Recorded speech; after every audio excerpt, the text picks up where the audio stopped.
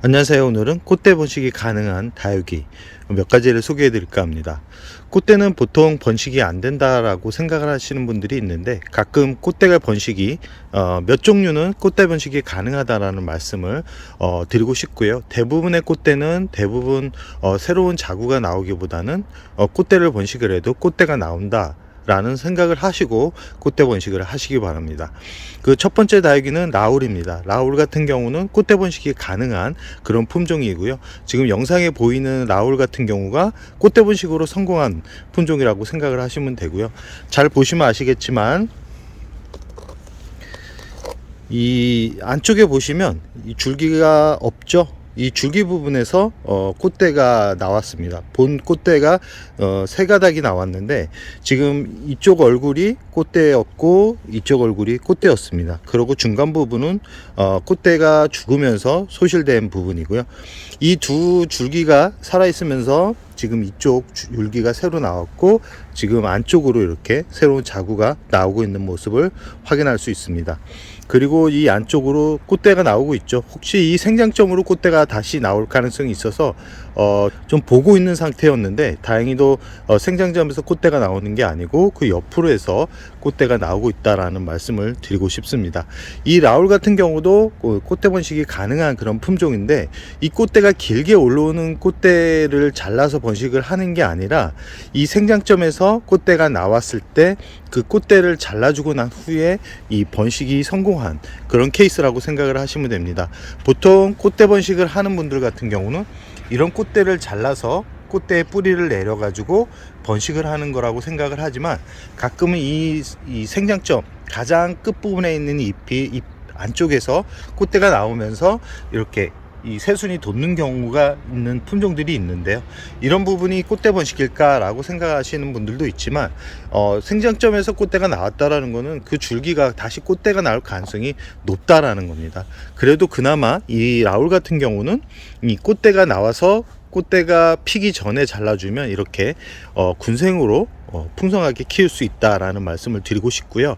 이 라울 같은 경우는 여름 빼고는 키우기가 아주 쉬운 그런 품종이기 때문에, 이 꽃대가 혹시나 이렇게 생장점이나 아니면 꽃대가 두껍게 올라왔을 때 빠르게 이 꽃대를 제거를 해주면 꽃대가 여러 개가 나올 가능성도 있지만, 이렇게 성공적으로 운이 좋아 가지고 이 정상적인 얼굴이 나온다 그러면 이렇게 또 풍성하게 구생으로 키울 수 있습니다. 지금 풀분에서 키우고 있는데, 풀분에서 키우는 이유는 좀 이 일반 도기분보다 더 성장이 조금 빠르기 때문에, 이 작은 품종들 같은 경우는 오히려 도기분보다는 이런 풀분에서 키우는 게 더 효과적이다라는 말씀을 드리고 싶고요. 두 번째로 꽃대 번식이 가능한 그런 다육이가 홍매화입니다. 이 홍매화 같은 경우도 꽃대가 좀 두껍게 자라는 편이거든요. 보통 꽃대가 이렇게 얇게 길게 올라온다 그러면, 이 홍매화 같은 경우는 꽃대가 좀 두껍게 올라오는 그런 특징이 있습니다. 이 두껍게 올라오는 꽃대 같은 경우는 잘라가지고 이 줄 끝 부분만 잘 말린 다음에 두면 뿌리가 나옵니다. 뿌리가 나오지만 이 안쪽에서 다시 꽃대가 나올 가능성이 있지만, 이 홍매화 같은 경우도 이 생장점에서 꽃대를 제거를 해주면 다시 새순이 돋는 경우도 있고, 다시 꽃대가 나오는데, 꽃대를 또 재차 잘라주면 또 꽃대가 나올 확률과 이 새순이 나올 확률이 반반이 됩니다. 그때는 새순이 나오면 바로 잘라서 이 일반 용토에 심어주기보다는 상토에 올려놓고 성장을 시켜야지만 빠른 성장을 유도할 수 있다라는 말씀을 드리고 싶습니다. 세 번째는 이렇게 풀 종류의 품종들 같은 경우는 꽃대 번식이 가능하다라는 말씀을 드리고 싶습니다. 이런 풀 종류의 다육이들 같은 경우는 일반 꽃대와는 다르게 꽃대가 아주 두껍게 올라옵니다. 이 꽃대 번식이 성공하려면 꽃대가 가늘면 안 되고 꽃대가 아주 두꺼워야 되는데요. 꽃대 두께가 어느 정도 돼야 되냐면, 지금 파키피덤을 보시면 아시겠지만 꽃대가 아주 두껍죠. 이 정도는 돼야 꽃대 번식이 성공할 수 있다라는 말씀을 드리고 싶습니다. 그래서 꽃대 번식이 가능할까라고 이렇게 예상을 할 수 있는 부분이 뭐냐면, 이렇게 가는 꽃대보다는 이렇게 두꺼운 꽃대가 나오는 그런 품종들 같은 경우는 꽃대 번식의 확률이 아주 높아진다. 특히 이렇게 프릴 종류의 그런 품종들 같은 경우는 다른 일반 품종과 다르게 꽃대가 아주 두껍게 길게 올라옵니다. 최대한 이 꽃대를 길게 올라왔을 때 잘라야지만 꽃대 번식의 확률이 높고요. 이 꽃대를 잘라주고 나서 생장점을 제거를 해 주셔야지만 새순이 돋는다라는 것은 기본적으로 알고 있는 부분이기 때문에 꼭 꽃대를 그냥 두면 안 되고 이 안쪽에 있는 꽃대가 피는 부분에 있는 생장점에 있는 부분을 꼭 제거를 해 주시기 바랍니다. 제거를 해 주시고 나서 이 끝부분 자른 부분이 바짝 마른 다음에 이 상토 100% 마사도 섞지 마시고요. 상토 100% 위에 꽂아 주십시오. 꽂아 두면 뿌리가 나오면서 이 영양분이 위쪽으로 전달이 되면 그때부터 새순이 돋게 되는데 간혹 이 새순이 돋지 않고 꽃대가 다시 올라오는 부분이 있는데 그때는 또 꽃대를 제거를 해 주시면 됩니다. 꽃대를 2차 정도 제거를 해 주면 새순이 올라올 확률이 그만큼 더 높아지는데요. 중간에 줄기가 무르는 경우가 있습니다. 줄기가 무른다 그러면 무르는 위쪽 부분에서 잘라 가지고 또 바짝 말려 가지고 또 심어주면 이 또 가능성을 또 열어두게 되는데 이렇게 잎이 큰 이런 품종들 같은 경우는 어느 정도 키우면 일반적으로 한 이 정도 한 4, 5cm 정도 사이즈로 더 키울 수 있는 확률이 높아진다라는 말씀을 드리고 싶습니다. 이런 프릴 같은 경우는 물을 아주 좋아하고 햇살이 많이 필요로 하는 다육이기 때문에 햇살이 부족한 환경에서는 이런 프릴 종류를 키우지 않는 게 좋습니다.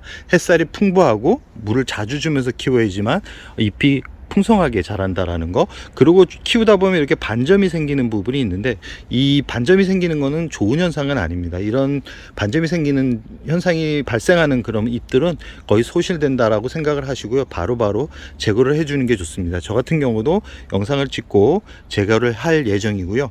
이 프릴은 이 화분을 좀 크게 쓰셔야 됩니다. 뿌리가 아주 많이 내리고 이 줄기가 두꺼워지는 그런 성질을 가지고 있기 때문에 화분은 좀 크게, 물은 많이, 햇살은 풍부하게 주셔야지만 예쁘게 키울 수 있다라는 말씀을 드리고 싶습니다.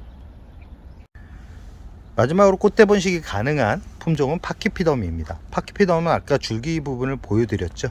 이 파키피덤 같은 경우도 줄기가 아주 두껍게 만들어지면서 성장을 하는 그런 품종입니다.